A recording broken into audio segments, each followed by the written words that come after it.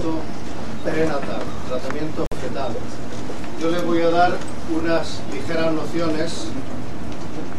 Les voy a dar unas ligeras nociones de la parte del tratamiento médico y el doctor Hernán Muñoz le va a hablar del tratamiento quirúrgico.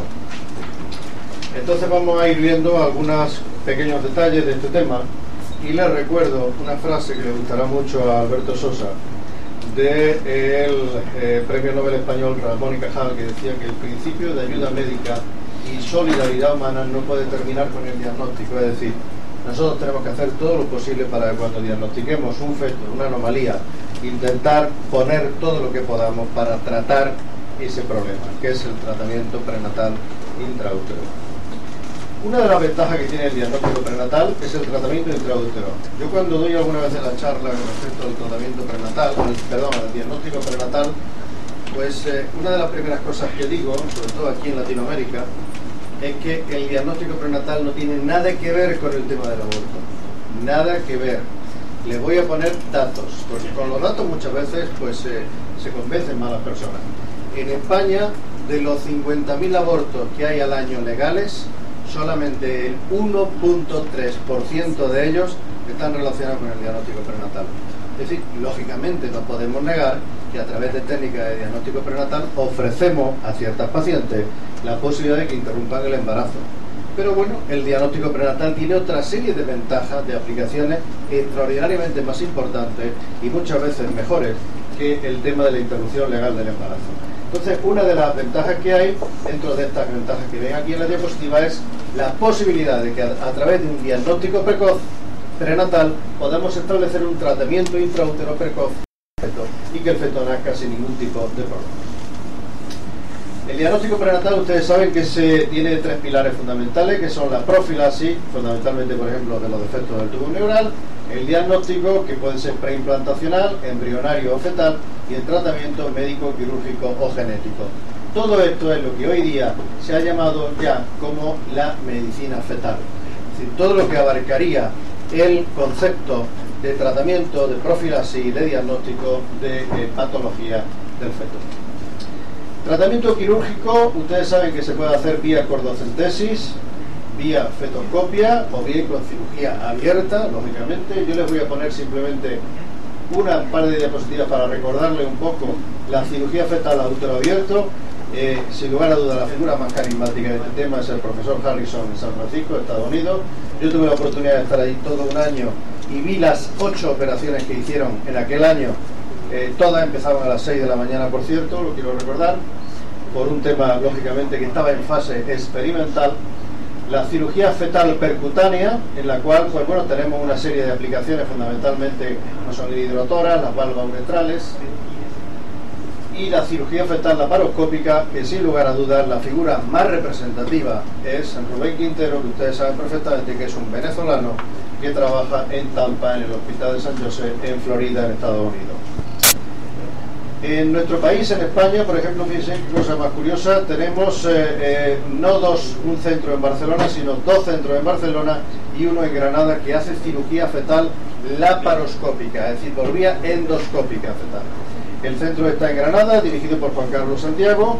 El otros 2 centros están en Barcelona, cuando lo normal posiblemente sería que hubiese un centro quizá en Barcelona, otro centro en Madrid y otro centro en el sur de España. Pero bueno, son problemas que muchas veces suceden de una forma un poco inteligible, ¿no? En Latinoamérica hay 3 grupos, sin lugar a dudas, que llaman, que destacan y que son los puntos de referencia que todos tienen ustedes en este terreno. En el norte de Sudamérica está Carlos Bermúdez, en Caracas, Venezuela. En el sur está Hernán Muñoz, que hoy tenemos la fortuna de tenerlo aquí en este curso, en Santiago de Chile, y también en el sur de Sudamérica tenemos en Buenos Aires al grupo de Mario Palermo, que tiene un grupo de cirugía experimental animal espectacular y que ya próximamente van a empezar a hacer la cirugía endoscópica fetal en humanos. El tratamiento médico, bueno, pues nosotros el tratamiento médico fetal lo podemos hacer vía amniocentesis o vía cordocentesis o también por vía oral a la madre, sin lugar a dudas. Nosotros tenemos una serie de patologías que son susceptibles de tratarlas desde el punto de vista médico. Quiero siempre llamar la atención de que muchas veces la tecnología La 4D, la 3D me parece espectacular, pero como verán mañana en una conferencia que tengo en el Congreso, le voy a hablar de una tecnología que cuesta $7 solo, que es dar a una mujer ácido fólico antes de que se quede embarazada, y eso impide que tenga un defecto de tubo neural en el 75% de los casos.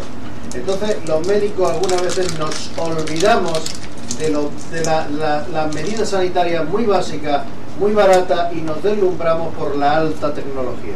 Yo no estoy en contra de la alta tecnología, todo lo contrario, me parece fenomenal, pero sí estoy en contra de que olvidemos algunas veces lo más fácil de hacer y lo más barato y lo más simple, porque también muchas veces es tan efectivo como lo caro. Entonces, el tratamiento médico, precisamente en este tipo de intervenciones, este tipo de patologías, es muy fácil hacerlo y podemos evitar problemas y que el feto nazca con algún problema importante y que lógicamente le evitemos la muerte al nacer. También existe otra serie de patologías, como en el caso de las alteraciones metabólicas, el hipertiroidismo, que veremos a ver fundamentalmente, y esto es lo que voy a comentar de una forma un poquito más rápidamente, porque les prometo que aquí ven el cronómetro que yo tengo en la charla, no voy a llegar a los 18 minutos, o sea que voy a ahorrar todavía 2 sobre los que me ha puesto Moisés. Vamos a hablar un poquito de alteraciones metabólicas, alteraciones endocrinas, cardiopatía e infecciones. Infecciones quiero comentar solo al final, por hacerles 2 comentarios sobre una infección muy importante en la parte neonatal, que es la infección por el estreptococo beta hemolítico, y también por la famosa toxoplasmosis, ver lo que pasa con ella. Infecciones, problemas de tipo metabólico, la acidemia metilmalónica. Esto lógicamente es muy raro, pero les puedo asegurar que la familia que tiene un hijo con este problema es un auténtico problema para toda la familia, que muchas veces trae loco a toda la unidad de medicina fetal del hospital, porque realmente es una situación muy conflictiva. Esto se produce una deficiencia de vitamina B12, y entonces el tratamiento se hace con reposición de vitamina B12 a partir de la semana 32, 10 miligramos por día intravenosa, y a partir de la semana 34, 5 miligramos por día de forma intravenosa a la madre. La deficiencia múltiple de carboxilasa produce un cuadro clínico en el recién nacido muy conflictivo, que muchas veces le lleva al coma y a la muerte, y entonces el tratamiento consiste en dar biotina por vía oral, 10 miligramos al día desde la semana 23 hasta el término, a la madre. Fíjese, es un tratamiento de vía oral a la madre exclusivamente. El hipertiroidismo es un cuadro clínico fetal importante. El tratamiento, hay que darle drogas antitiroideas de forma oral 3 por día, 3 veces al día, entre 4 y 5 semanas de tratamiento. Es decir, estos son tratamientos factibles, nosotros podemos hacerlo, y nosotros tenemos que saber hacerlo cuando llegue el momento determinado. Hipotiroidismo, bueno, pues el tratamiento son inyecciones intraamnióticas de tirosina. Ya nos estamos metiendo un poco en el terreno del interno del feto. Estos son inyecciones intraamnióticas. El hipotiroidismo, les recuerdo que es una patología frecuente en ciertas zonas endémicas y que no está diagnosticada la mayoría de las veces. No está diagnosticada. En España ha habido una reunión importantísima a nivel ministerial incluso en relación con el tema de la frecuencia de hipotiroidismo absolutamente larvada, que nadie la conoce y que no se le da ninguna importancia, hasta el punto que va a salir un fármaco nuevo que tiene yodo y tiene ácido fólico, haciendo una conjunción para evitar 2 patologías muy frecuentes y que son también muy graves en los recién nacidos. La hiperplasia suprarrenal congénita, bueno, pues se trata con desametasona, vía oral a la madre. Voy muy rápido como es lógico. La arritmia cardíaca fetal son de los clásicos tratamientos que todos decimos. Ese es el clásico tratamiento tratamiento médico fetal, que es a través de la madre, o incluso algunas veces de forma invasiva, llegando hasta el corazón del feto.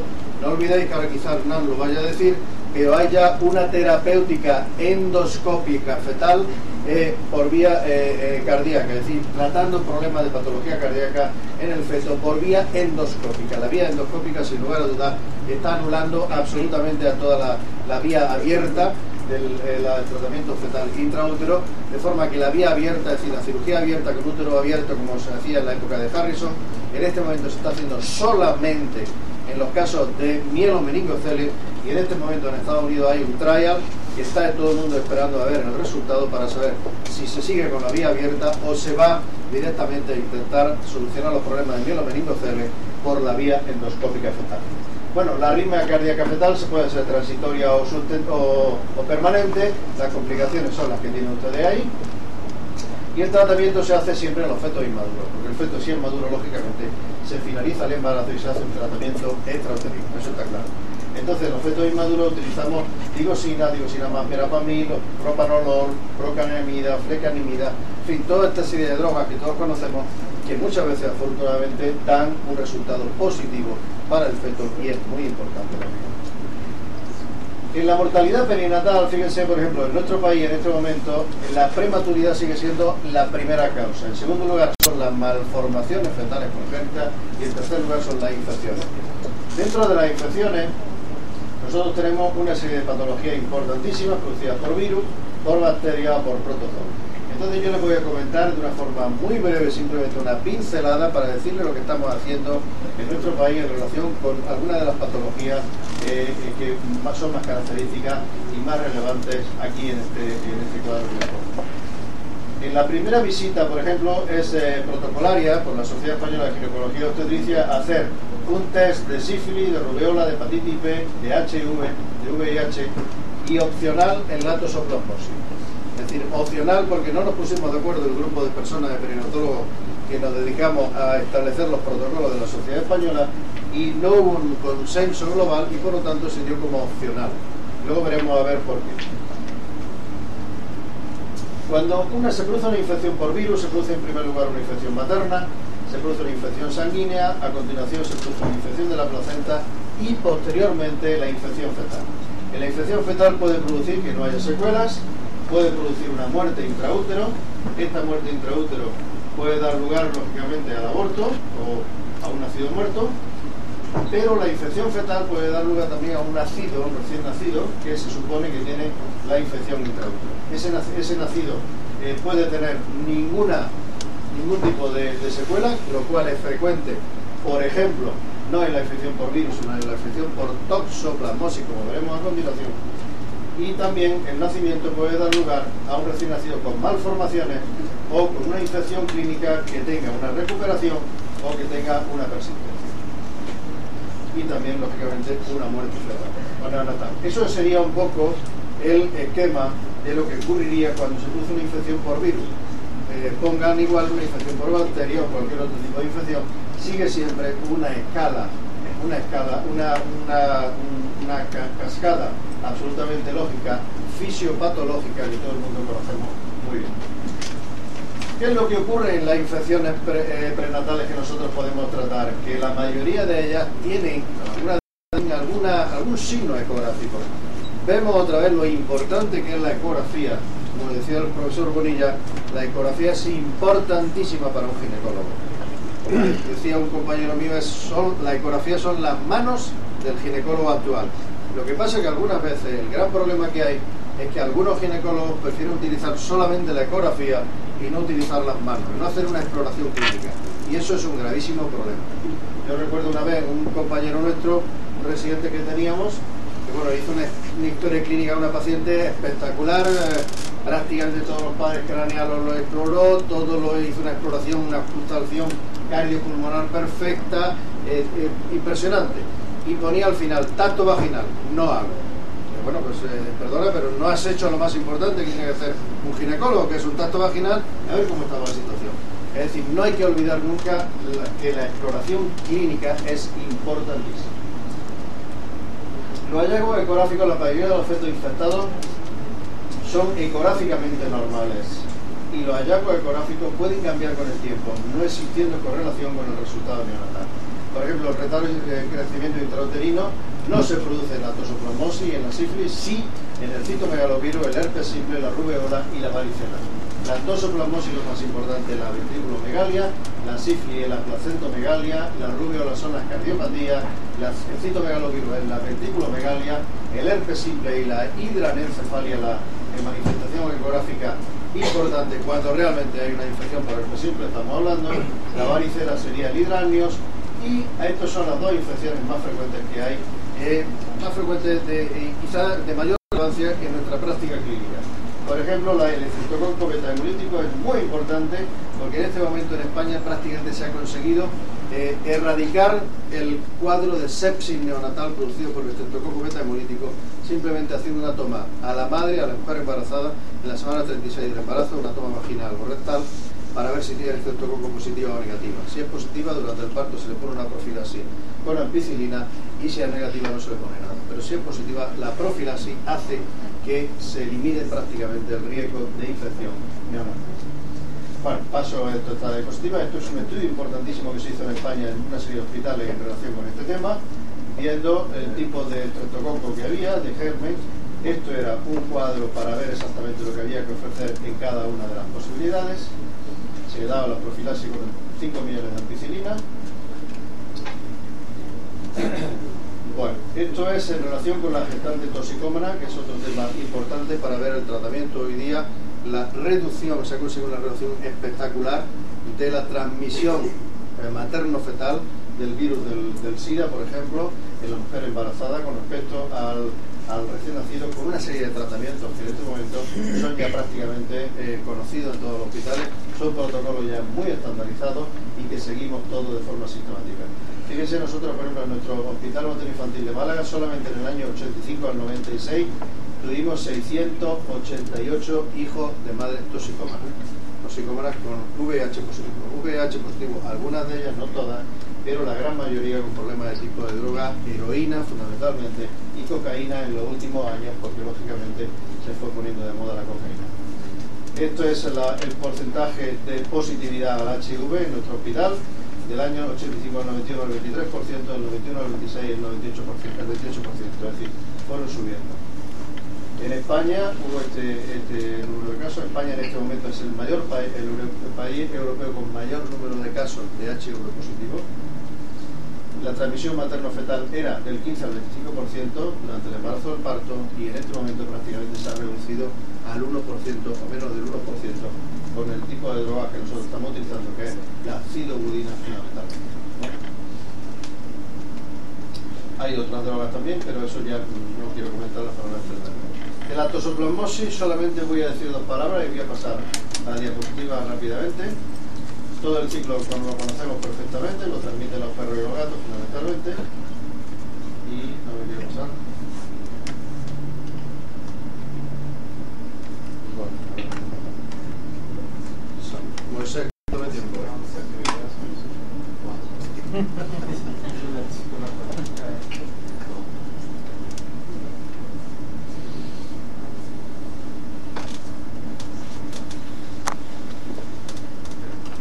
Otro cuadro para que veáis el algoritmo de la infección materna, cómo se produce. Por ejemplo, en España tenemos un 45% de madres con la IgG positiva. Esto son una serie de características en un trabajo que se hizo, ver si la IgG y la IgM eran negativa o negativa y positiva, positiva negativa o positiva positiva. En España, por ejemplo, ya os digo, el 45% de las pacientes son IgG positivas.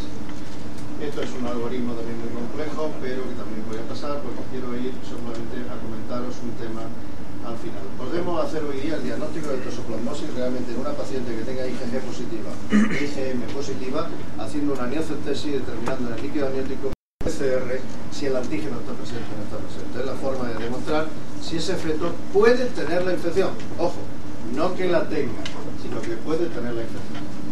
Porque fijaros, voy a comentar simplemente un estudio muy interesante que se hizo. Yo recuerdo estando una vez en París, yo estuve en el año 82 en el equipo de Soulon, en el hospital, durante 6 meses, y era la época en que allí se hacían abortos de una forma espectacularmente, para mí, insólita, porque se hacían la mayoría de los abortos por infección por toxoplasmosis. Años más tarde se demostró que aunque el feto tuviese una IgM positiva en sangre fetal por cordocentesis, no quería decir que el feto iba a nacer afectado por la toxoplasmosis, y por lo tanto se cortaron rápidamente todo este tema de los abortos que hubo. Fijaros, 206 casos de 0 conversiones de la toxoplasmosis, se perdieron 29 casos, hubo 7 casos de interrupción del embarazo, 7 abortos, 3 óbitos fetales, pero lo que más nos interesa, 126 recién nacidos vivos. Es decir, estos son pacientes que teóricamente tienen la infección por toxoplasmosis durante el embarazo. La seroconversión es positiva.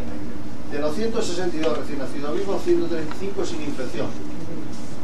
27 recién nacidos infectados. De los infectados, 10 recién nacidos con clínica, 17 recién nacidos asintomáticos. De los 10 recién nacidos con clínica, dieron lugar a 0 recién nacidos con clínica a los 71 meses de seguimiento. Es decir, que la toxoplasmosis, que fue una indicación crucial e importantísima de interrupción legal del embarazo en Francia, por ejemplo en el año 1982, años más tarde, cuando ya se conoció mucho mejor esto, por la cordocentesis, que afortunadamente ya se podía hacer más fácilmente, pues se demostró que realmente no era una patología tan importante como para que una mujer tuviese que tomar la decisión de abortar legalmente pensando que su hijo iba a estar afectado. Entonces, simplemente quería comentaros para finalizar que el futuro del tratamiento médico va a ser un tratamiento genético en el cual pues nosotros podemos utilizar lógicamente la vía de la cordocentesis o de la celocentesis. Es decir, vosotros sabéis que cuando nosotros hacemos alguna vez una amniocentesis parece que estamos en el saco amniótico, aspiramos y no sacamos ningún líquido. ¿Por qué? Porque es que no lo hemos metido en el saco amniótico, estamos en el espacio extracelómico.